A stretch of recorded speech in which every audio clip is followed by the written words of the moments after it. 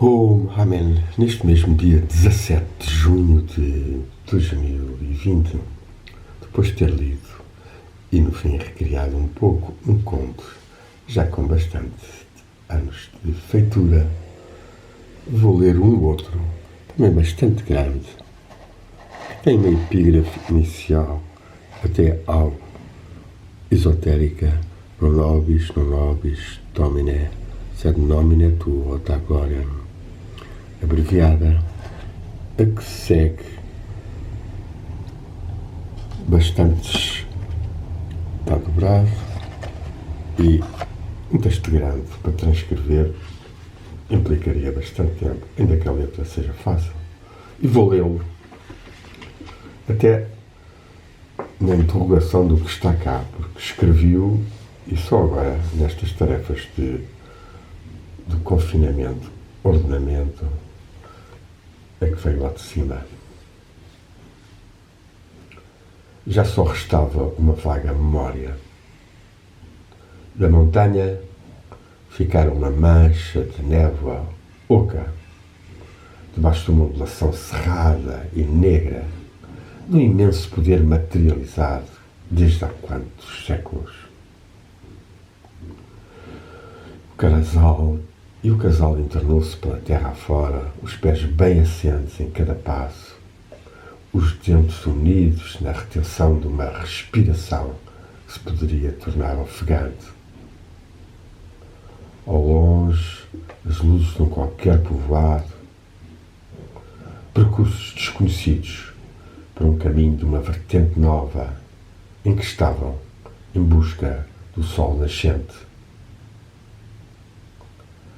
Algo tremia no coração daqueles seres àquelas horas noturnas em que só os mochos espiavam e que as passadas desse casal original ressoavam celas cheios de ânsia de redenção, ecos longínquos penetravam pelos túneis e fios da cidade e despertavam as mentes para noites de interrogação maior. Porquê? Para quê? Assim se foram construindo muitos mitos da imaginação dos povos, tal como o dos lobisomens nas escuridões noturnas, sobretudo em pessoas de consciência mal paga, recordações dos tempos de convívio animal. Mas já tão longe das televisões encharcantes de detergentes e reboçados, nas carteiras tornadas bocas e nos vestidos dos pacatos cidadãos, devotos na mão,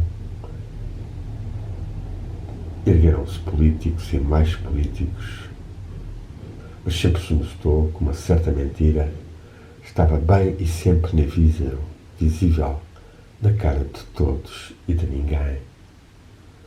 Anos rodaram nas mudanças de cima para baixo, de baixo para cima, enquanto se esperava que tal giro rebentasse ou que uma nova espada se erguesse. Um dia, os raios do sol, ao beijarem a colina, encontraram alguns seres despertos, de mãos agarradas à enxada ou à aração, e o céu sorriu, em bênção da ação. Novas lanças forjaram-se em ensinamentos misteriosos, das montanhas e do Oriente chegando, e o mar e as planícies inundando. A terra estremecia e alternava entre as dúvidas que punha e os medos sem fim. Mas a maré enchia, avançava, e o vento, o sopro, batia forte, obrigando os seres, consciente ou inconscientemente, a recriarem-se, a despertarem-se, a não se deixarem sujeitos às manipulações e opressões. Sobretudo as crianças, essas acreditavam plenamente na vida. Não sabiam ainda o funeral que lhes estavam preparando os seus chefes. E assim tudo caminhava, ora de cor-de-rosa e de inocência, ora austeramente, mas num pobre nacionalismo ou submissão a corporações egoístas. Houve assim crianças que abandonaram falsos prazeres e exigiram uma nova terra e um novo futuro. Algumas a morrerem nos campos das batalhas ignoradas, corpos apodrecendo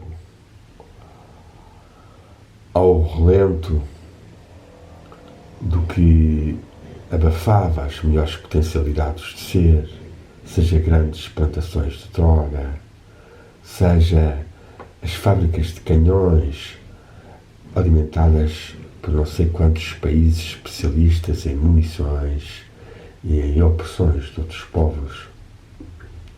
A terra portuguesa, essa era uma noiva a chorar, pressentindo ou sentindo a morte do noivo encantado. Tornar-se mesmo chacota e cada dia recebia mais afrontas. O seu corpo estava rasgado, a sua moral perdida. Ela própria estranhava tão louca correria que se instalara na cabeça dos seus habitantes por via de tanta informação e contra-informação e manipulação.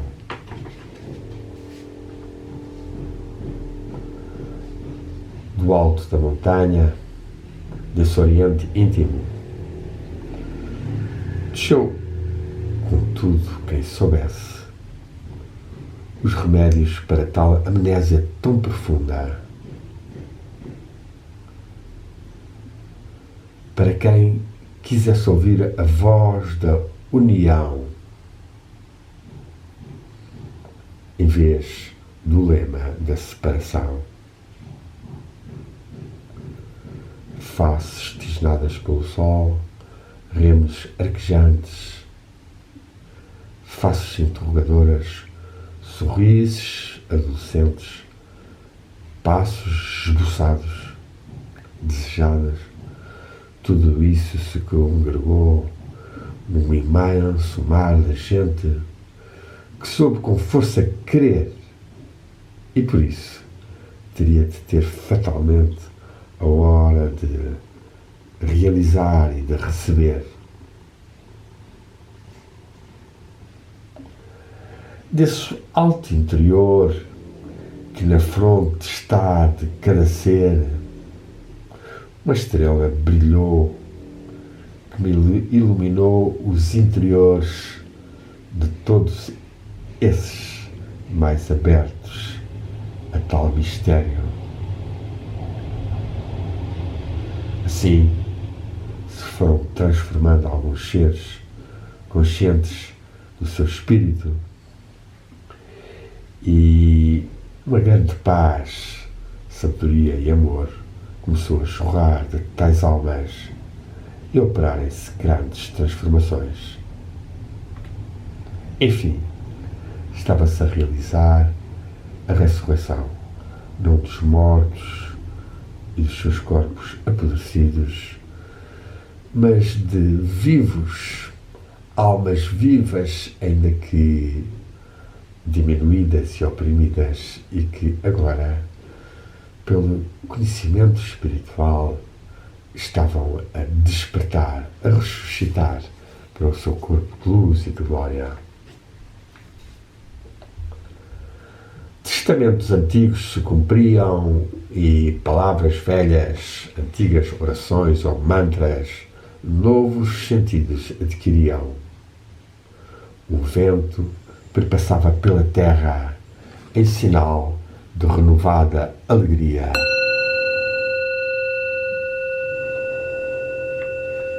Enfim, sabia-se e sabíamos que éramos filhos e filhas de uma imensa divindade, luz omnipresente, amor latejante, poder do alto recebido, segredo do coração, e que nós vinhamos desse imenso sol original de gratidão,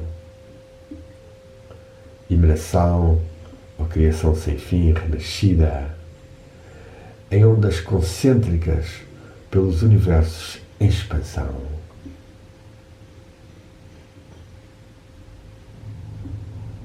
Assim, muitos de nós começamos a avançar num caminho fraterno e inventivo de harmonização e manifestação desses imensos potenciais que se encontravam como sementes na terra, produtoras de pão, de cereais, de alimentos de convivialidade e fraternidade, pão amassado, cozido, distribuído, agradecido, apreciado, assimilado, com palavra, verbo, sermon, como luz, lux, como esforço, inspiração, como consciência. E que diferença quando olhávamos para trás, num passado superficial e corriqueiro, em que as palavras não eram alimento, nem coração, nem oração, em que as vidas apenas de egoísmo, de distrações, de interesses partidários, corporativos ou nacionalistas tinham sinal, e que a mente de iluminação potencial em cada ser, esse estado de maior união entre o coração e a cabeça e da irradiação destemida da força do amor, ainda poucos ou leves sinais de irradiação tinham. Assim, a revolução interior começava. Invocação aqui, meditação acolá, altruísmo ali, comunidade aqui, cooperativa acolá, movimento em rede em outros sítios. Uma secreta mensagem que percorria eletricamente e magneticamente as mãos e as almas, e que se transmitia a cada ser contactado, em que em certos seres podia mesmo encher o coração de uma indivísvel felicidade, quando a alma diante da outra alma, em conversa profunda, coincidiam nas compreensões e as almas se abraçavam nesta unidade do amor divino que vence barreiras, distâncias, limitações e que a sociedade tanto tenta impor-nos.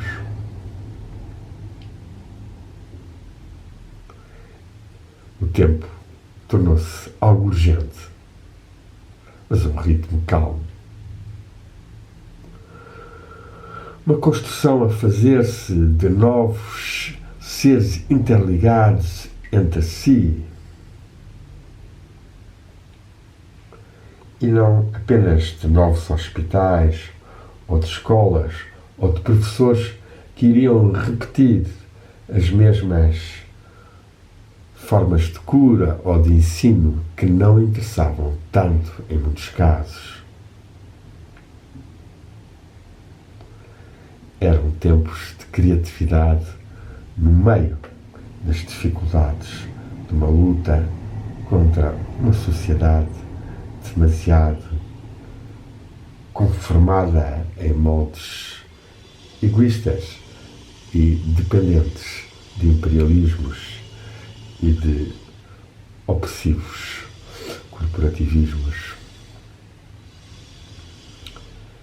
Era um tempo de meditação diária que nascia para muitos e na qual a presença espiritual era sentida no coração e irradiada, e que era, portanto, essa fonte primordial de transfiguração reconhecida e vivida por muitos seres, enquanto que as figuras ocas de cigarros, de ódios, de orgulhos, de vaidades, de dinheiro, caíam vazias, discernidas no seu mal e desintegrando-se assim. Também as correntes de informação e de televisão estavam a dar o berro, como se diz, em muitos seres que faziam as suas próprias televisões e jornais nas redes sociais ou, sobretudo, nas conversas mais profundas e nos contactos, ou mesmo nas construções de famílias ou de grupos em que o amor à natureza, a agricultura biológica, o aprofundamento da tradição espiritual, filosófica, artística, criativa da humanidade se realizavam. Assim, havia um aumento do grande silêncio, fonte de toda a criação em alguns seres que interiormente se abriam às fontes da criatividade posteriormente a esse silêncio meditativo e recebiam então os sinais do espírito, os sinais do mundo espiritual, dos mestres antepassados ou da divindade. Assim, está a começar a reconhecer-se cada vez mais em alguns seres que no coração de cada ser está Deus a sorrir, ou poderá estar, fazendo nós vir ao de cima com a sua graça. E então a Terra será mágica. Este texto está assinado,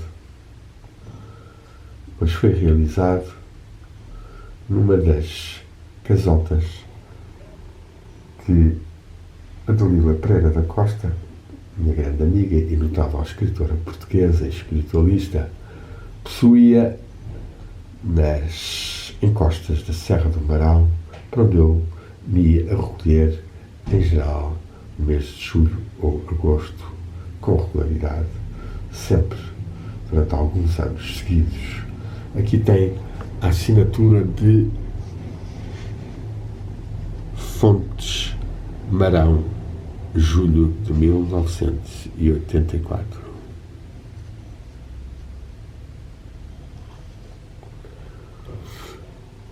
Assim termina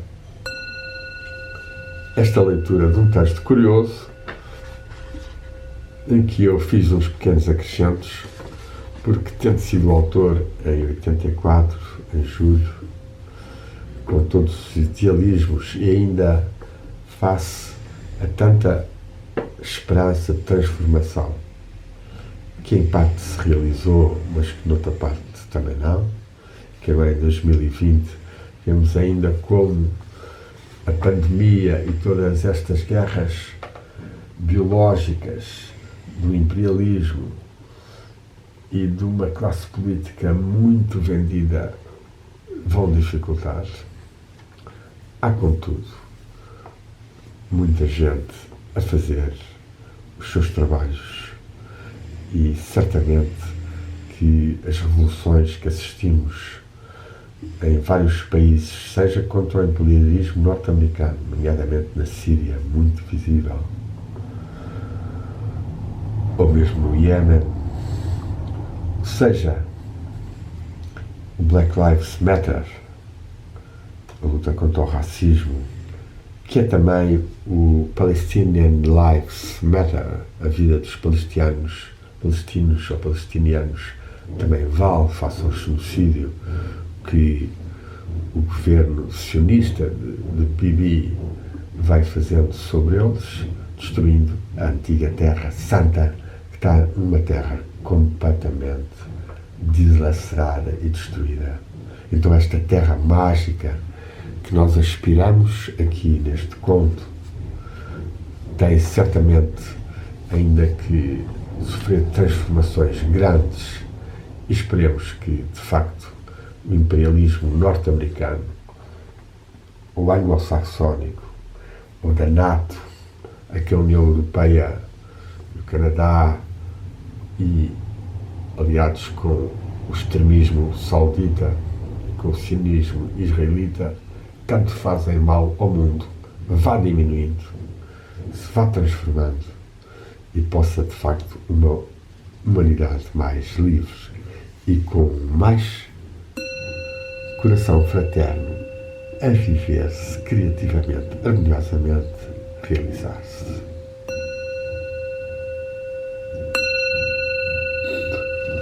Possam então as bênçãos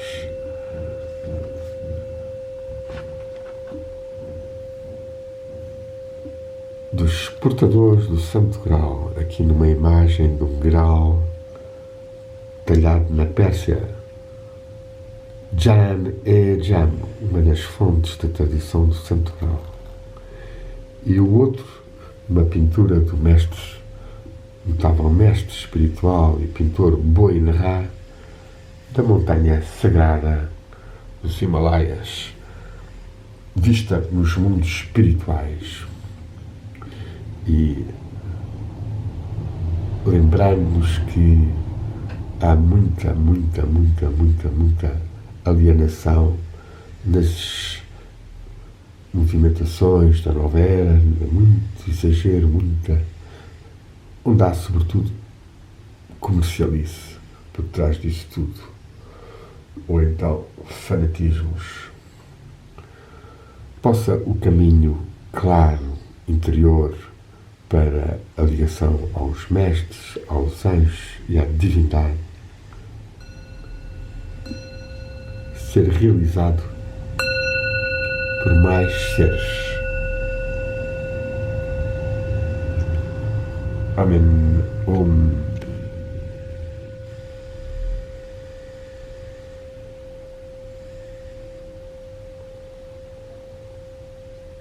Demos graças, Santo Grau em nós, saibamos manter viva a irradiação espiritual e de amor. Amém.